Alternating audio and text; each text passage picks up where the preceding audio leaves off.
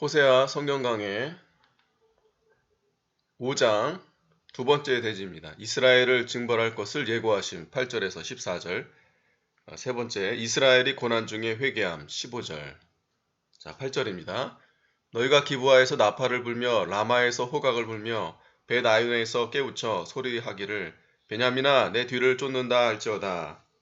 기브아 라마는 유다의 도시로 이스라엘과의 국경 지역에 있으며 전략상 중요한 곳이라고 합니다. 나팔을 분다는 것은 전쟁이 일어날 것을 경고하는 것입니다. 벳아이너에서 깨우쳐 소리치기를. 벳아이는 베델의 별명입니다. 이스라엘이 베델에서 금송아지를 섬겼기 때문에 그 죄에 잠든 자들을 깨우치고 베냐민 족속에게 심판이 올 것을 알게 하라는 것입니다. 베냐민 족속은 유다 나라 국민이었으므로 유다국을 가리킵니다. 9절 견책하는 날에 에브라임이 황무할 것이라 내가 이스라엘 지파 중에 필연 있을 일을 보였노라. 에브라임은 북이스라엘 나라를 가리키며 이스라엘이 견책받는 날에 황무지가 된다는 것입니다. 견책은 하나님의 심판을 가리킵니다. 필연 있을 일을 보였노라 했는데 반드시 올 심판을 보였다는 것입니다. 10절 유다 방백들은 지게표를 옮기는 자 같으니 내가 나의 진노를 저희에게 물같이 부으리라.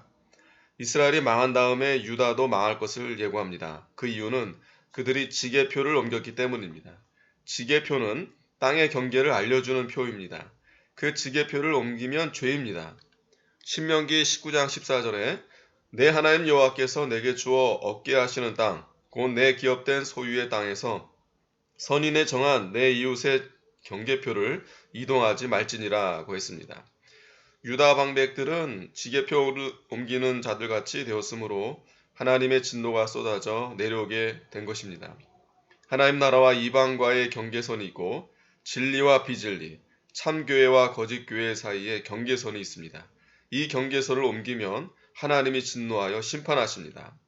요한계시록 16장 12절에 또 여섯째가 그 대접을 큰 강 유브라데 쏟음에 강물이 말라서 동방에서 오는 왕들의 길이 예비되었더라고 했습니다.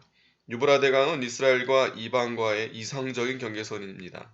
말세에는 이 유브라데 강이 말라서 경계선이 없어지므로 교회에 이방이 들어오고 교회가 이방으로 나가서 혼합됩니다. 그러므로 교회에 각종 세상주의가 들어와 교회가 세상과 비슷해지고 마는 것입니다. 그렇게 되면 하나님의 심판이 임하게 됩니다. 11절 에브라임은 사람의 명령 쫓기를 좋아하므로 학대를 받고 재판의 압제를 당하는도다. 에브라임은 사람의 명령을 따라 하나님을 섬겼습니다. 북이스라엘의 초대왕 여로보암이 성경을 떠나 사람의 생각대로 종교제도를 세웠기 때문입니다. 그 종교제도를 따라 후손들도 금송아지를 섬기며 8월 절기를 지키며 레위 사람이 아닌 다른 지파 사람을 제사장으로 세웠습니다. 그러므로 하나님께서 그들을 원수에게 붙여 학대를 받게 했습니다. 재판의 압제란 공정한 재판을 받지 못하고 억울하게 불의를 당하는 것을 가리킵니다. 12절 그러므로 내가 에브라임에게는 좀 같으며 유다 족속에게는 썩이는 것 같더라. 에브라임이 지게표를 옮기고 사람의 명령을 쫓아가고 사생자를 낳았기 때문에 하나님께서 북이스라엘을 좀이 먹듯이 서서히 원수에게 먹히게 하고 유다 족속은 죄로 인해 썩이는 것 같이 점점 부패하여 망하게 한다는 것입니다. 13절 에브라임이 자기의 병을 깨달으며 유다가 자기의 상처를 깨달았고 에브라임은 아수르로 가서 야레방에게 사람을 보내었으나 저가 능히 너희를 고치지 못하였고 너희 상처를 낫게 하지 못하리라. 에브라임이 자기 병을 깨닫고 유다도 자기 상처를 깨닫는 것은 잘 되었습니다. 그러나 치료 방법이 틀렸습니다.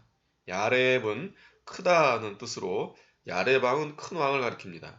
이스라엘 백성이 병들면 하나님께 돌아가 부르짖어야 할 터인데 큰 나라 아수르 왕에게 사람을 보내 고쳐달라고 했으니 그 왕이 고쳐주지 못했습니다.